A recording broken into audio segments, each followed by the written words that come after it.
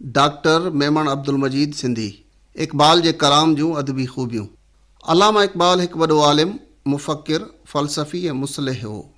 इन्हनि ख़ूबियुनि ऐं आलमाना बसीरत जे बावजूदु हू बाकमाल शाइर ऐं अदीब बि हो। इहो ई सबबु आहे जो संदसि फ़लसफ़ियाना फ़िक्र ऐं मुदब्बिराना सोच जे इज़हार जो तरीक़ो ख़ुश्क, मुंझाईंदड़, ॿुसो ऐं बेचसो न आहे। हिन फ़लसफ़े जे मसइलनि ऐं हकीमाना नुक़्तनि खे अहिड़ी तरह संवारे, सींगारे, रंगीन ऐं हसीन बनाए पेश कयो आहे जीअं हिकु क़ाबिल संग तराश, बेडौल ऐं अणघड़ियल पथर खे घड़े ठाहे नक्शो निगार कढी उन्हनि खे दिलकश बनाईंदो आहे। फ़लसफ़ियाना मसइलनि ऐं नज़रिया हयात जे नुक़्तनि खे उसलूब बयान जे अहिड़े दिलकश, मुअसर ऐं रंगीन ताने पेटे में समायो अथसि जो पढ़ंदड़ लाइ उन्हनि में हिकु कशिश ऐं असर पैदा थी पियो आहे। मतिलबु त फ़लसफ़े जी संजीदगी ऐं ख़ुश्कीअ खे रानाई ऐं रंगीनीअ में बदिले छॾियो अथसि। बुलंद ख़्याल, ॻूढ़ी सोच ऐं मुदब्बिराना वीचार खे अहिड़े त सुहिणे नमूने पेश कयो अथसि जो पढ़ंदड़ जो ज़हन मक़सद ऐं मफ़हूम जे तह ताईं पहुची वञे थो ऐं असर पज़ीर बि थिए थो। इबहाम ऐं मुंझारो शेर जी ख़ूबी न आहे पर ऐब आहे।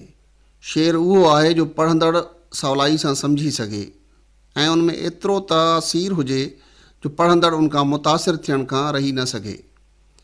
इक़बाल जो शेर इबहाम या मुंझारे खां पाक आहे। हिन जी सोच ऐं वीचार में सुलझाव आहे, दिलनशीनी आहे ऐं उसलूब बयान में कशिश ऐं असर आहे। सलासत, शुस्तगी ऐं रवानी संदसि शेर में दिलकशी, जाज़बियत ऐं असर अंगेज़ी पैदा कई आहे। इक़बाल उर्दू ऐं फ़ारसी ज़ुबाननि में शेर चयो आहे, हालांकि उहे ॿई ज़बानूं संदसि मादरी ॿोलियूं न हुयूं। हिन उन्हनि ॿिन्ही ॿोलियुनि में निहायत कामयाबी सां पंहिंजे ख़्यालनि, जज़्बनि ऐं अहसासनि जो इज़हार करे साबित कयो आहे त खेसि ॿिन्ही ॿोलियुनि ते क़ुदरत हासिलु हुई। हू इन्हनि ॿोलियुनि जी अदबी ख़ूबियुनि ऐं फ़नी निज़ाकतनि खां बख़ूबी वाक़िफ़ हो। न फ़क़ति एतिरो पर हिन उर्दू शाइरीअ खे हिकु नओं मोड़ ॾिनो ऐं शाइरी खे ज़हनी अयाशी जी उड़ाह मां कढी आला मक़सद ऐं नज़रिया हयात जे इज़हार जो ज़रियो बनायो। हिन उर्दू शाइरीअ खे नवां उसलूब, नयूं तशबीहूं ऐं नवां इस्तारा ॾेई उनमें वुसअत पैदा कई ऐं हिकु नए अंदाज़ बयान जो बुनियादु विधो। इन सां गॾु फ़ारसी लफ़्ज़नि जे मिलाप सां नयूं ऐं अनोखियूं तरकीबूं जोड़े उन्हनि लफ़्ज़नि में वॾो मक़सदु समायाई। अहिड़ियुनि ख़ूबसूरत तरकीबनि मां कुझु ई आहिनि: हिनाबंदी, लालाकारी, तुनक़ताबी, सहरखेज़ी, तिलसिम सामरी, चराग़ मुस्तफ़वी, शरार बूलहबी, रेशा सीमाब, उरूस लाला, तक़दीर उमम, कम उराकी, शीशा बाजी, खारा शिगाफ़ी, कंदील रहबानी, ग़लत आहंग, फ़क़र ग़यूर, ज़रब कलीम ऐं बाल जिब्रील वग़ैरह। इन सां गॾु लफ़्ज़नि, तरकीबनि ऐं इस्तिलाहनि में नओं रंग, नओं असर, नई माना ऐं मफ़हूम पैदा कयाई। इन जी जिद्दत ऐं इनफ़रादियत जे करे खेसि उर्दू शाइरी में मुनफ़रिद हैसियत ऐं मथाहों मक़ाम हासिलु आहे। इक़बाल जी शाइरीअ जो मक़सदु शाइरी बराए शाइरी न हो, पर हिन वटि हिकु मक़सदु ऐं पैगाम हो जेको हिन पंहिंजी क़ौम ताईं मुअसर अंदाज़ में पहुचाइण थे घुरियो। इहो ई सबबु आहे जो हिन मक़सदियत खे वाज़िह ऐं मुअसर बनाइण लाइ अदबी ख़ूबियुनि ऐं फ़नी लिताफ़तनि खां कमु वरितो आहे। हालांकि इहे ॻाल्हियूं संदसि मूल मतो न हुयूं। इक़बाल जी शाइरी जे अदबी ख़ुसूसियतनि ऐं फ़नी निज़ाकतनि जी हिते कुझु क़दर उपटार कजे थी। इक़बाल जो हिकु मशहूरु नज़्म आहे आरज़ू। हिन में हू दुआ थो घुरे त ऐं मुंहिंजा मालिक, मूंखे हिन गोड़ घमसान वारी दुनिया खां परे हिकु अहिड़ी पुरसकून जॻह अता कर जंहिंजी फ़िज़ा निहायत दिलकश हुजे। इते ख़ूबसूरत जबल हुजनि, साफ़ ऐं शफ़ाफ़ पाणीअ वारी नदी हुजे, सावक ऐं सब्ज़ी हुजे ऐं फितरत जी हर का दिलफ़रेबी मौजूदु हुजे। सफ़ बांधे दोनों जानिब बूटे हरे हरे हों, नदी का साफ पानी तस्वीर ले रहा हो दिल फरेब ऐसा कोहसार का नज़ारा, पानी भी मौज बनकर उठ उठ के देखता हो। पानी को छू रही हो झुक झुक के गुल की टहनी, जैसे हसीन कोई आईना देखता हो, मेहंदी लगाए सूरज जब शाम की दुल्हन को, सुर्खी लिए सुनहरी हर फूल की कबा हो। फूलों को आए शबनम जिस दिन वज़ू कराने, रोना मेरा वज़ू हो नाला मेरी दुआ हो। कहिड़ो न दिलकश नज़ारो, कहिड़ी न असरायती रंगीन ऐं हक़ीक़त पसंदाना नओ में चयो अथसि। नदी जे ॿिन्ही पासनि खां बीठल वणनि जी कतारनि खे ॿिन्ही तरफ़ सफ़ूं ॿधी बीहण सां तशबीह ॾेई उनमें केॾी न दिलकशी ऐं रंगीनी पैदा कई अथसि। नदीअ जे पाणी ते वणनि जे पाछे लाइ कहिड़ी न सुहिणी तमसील आंदी अथसि त ॼण नदी जो साफ़ पाणी वणनि जी तस्वीर छिके रहियो हुजे। पाणी जे मौजनि जे उभार लाइ चवे थो त मौजूं ॼण बेअख़्तियार थी उथी उथी जबल जे दिलफ़रेब कतारनि खे ॾिसी रहियूं हुजनि। इहा अदबी ख़ूबी हुस्न तालील जो निहायत सुहिणो मिसाल आहे। गुल जी शाख जो पाणी जे मथाछरे ते झुकण खे हसीना जे आईने ॾिसण सां तशबीह जी निज़ाकत जो निरालो अंदाज़ आहे। सिज लहण वक़्तु जेका ॻाढ़ाण शफ़क़ ज़ाहिर थींदी आहे, उन लाइ ईअं चवण त जॾहिं सिज शाम जी कुंवार खे मेहंदी लॻाए, शाइराना फ़न जो ख़ूबसूरत मिसाल आहे। इन ई शाम वारी ॻाढ़ाण जे करे हर शइ लालाण मायल नज़र ईंदी आहे।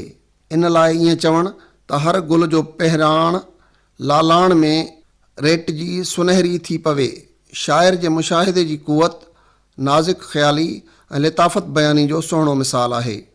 बाख फुटी खां अॻु गुलनि ते माक पवंदी आहे। उन्हनि माक फुड़नि खे आम तरह मोतियुनि सां तशबीह ॾिनी वेंदी आहे, पर हिते शाइर ॾेखारियो आहे त जीअं हिकु आबिद ज़ाहिद सुबुह जो सवेर उथी वज़ू करे इबादत लाइ तयारी कंदो आहे, तीअं ॼण माक फुड़ा गुलनि खे वज़ू कराए पंहिंजे ख़ालिक ऐं मालिक जी हमद लाइ तयारी कंदा हुजनि। हिन मां शाइरीअ जी फ़नकाराना सलाहियतनि सां गॾु पाकीज़ा ख़्यालनि जो पतो पवे थो। आख़िर में अल्लाह ताला जी दरगाह में कहिड़ी तरह आजी ॾेखारी अथसि त रोइण मुंहिंजो वज़ू हुजे, आहूं ऐं दाहूं मुंहिंजी दुआ हुजे।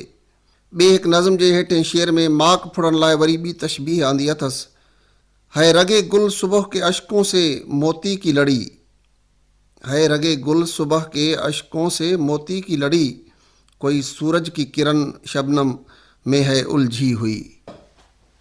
माक फुड़ा ॼण सुबुह जा ॻोढ़ा आहिनि, जेके जॾहिं गुलनि ते पवनि था त ॼण ईअं थो मालूम थिए त मोतियनि जी माल्हा आहे। सिज जो किरणो जॾहिं उन्हनि माक फुड़नि ते पवे थो त उन्हनि में अहिड़ी चमक पैदा थिए थी ॼण सिज जो किरणो उन्हनि में रलिजी मिलिजी वियो आहे। हुस्न बयानी जो कहिड़ो न आला मिसाल आहे। असरार ख़ुदी जे हिकु शेर में वरी माक फुड़नि खे बुलबुल जी अख जे ॻोढ़नि सां भेट ॾिनी अथसि। कतराए शबनम सरे शाख गिले, ताफ़्त मिसले अश्क चश्मे बुलबुले। हिन मां पूरी तरह मालूम थींदो त शाइर आला ख़्याल ऐं पाकीज़ा जज़्बा अदबी ख़ूबियुनि सां मुज़यन करे पेश कया आहिनि। हिन पंहिंजे मक़सद ऐं मफ़हूम खे नयनि ऐं अनोखियुनि तशबीहनि ज़रिए निहायत वाज़ेह ऐं पुरअसर करे पेश कयो आहे। संदसि दिलकश ऐं रंगीन मंज़र ईअं आहिनि जीअं को मुसविर हसीन मंज़र चिटरे उन्हनि में रंग भरे दिल आवेज़ ऐं जाज़िब नज़ारा पेश कंदो आहे। इक़बाल जी शाइरी में मंज़र निगारी जा केतिरा ई मिसाल मिलनि था, जन मां कुझु अॻु में अची विया आहिनि, कुझु हिन रीति पेश कजनि था। इक़बाल जी हिकु मशहूरु नज़म हमालिया जो हिकु बंद मुलाहिज़ा फ़रमायो। लैले शब खोलती है आके जब जुल्फ़े रसा, दामन दिल खींचती है आबशारों की सदा, वो खामोशी शाम की जिस पर तकल्लुम हो फिदा, वो दरख्तों पर तफक्कुर का समा छाया हुआ, कांपता फिरता है क्या रंगे शफक कोसार पर, खुशनुमा लगता है ये गाज़ा तेरे रुख़सार पर। रात जी ऊंदाही छांइजण लाइ कहिड़ो न हसीन अंदाज़ बयान अख़्तियार कयो अथसि त ॼण रात जी राणी पंहिंजा ड्रिघा वार खोलिया आहिनि, आबशारनि जी आवाज़ खे सफ़ा चई ईअं चवे थो त दिलि बेअख़्तियार थी उन्हनि खे पाण ॾांहुं छिके थी। इन मां शाइर जी हसासियत जो अंदाज़ो थिए थो। अहिड़ो ख़ामोश मंज़र हिकु शाइर ऐं फ़लसफ़ी खे न रुॻो दिलि जो सकून ऐं क़ल्ब जो क़रार बख़्शे थो, पर मंजस जज़्बात ऐं अहसासात, उमंगनि ऐं अरमाननि जी हलचल पैदा करे थो। इहो ई सबबु आहे जो शाइर चवे थो त शाम जी अहिड़ी ख़ामोशी तां ॻाल्हाइणु ॿोल्हाइणु क़ुर्बान आहे। इहा ख़ामोशी जीअं त शाइर में सोच ऐं वीचार पैदा करे थी, उन ई करे हिन खे वणनि ते बि फ़िक्र जी कैफ़ियत छायल नज़र अचे थी। शाम वक़्तु वणनि जी कैफ़ियत लाइ ईअं चवण त उन्हनि ते फ़िक्र जी कैफ़ियत छायल आहे, इक़बाल जी मंज़र निगारी जी शाइराना फ़न जो कमाल आहे।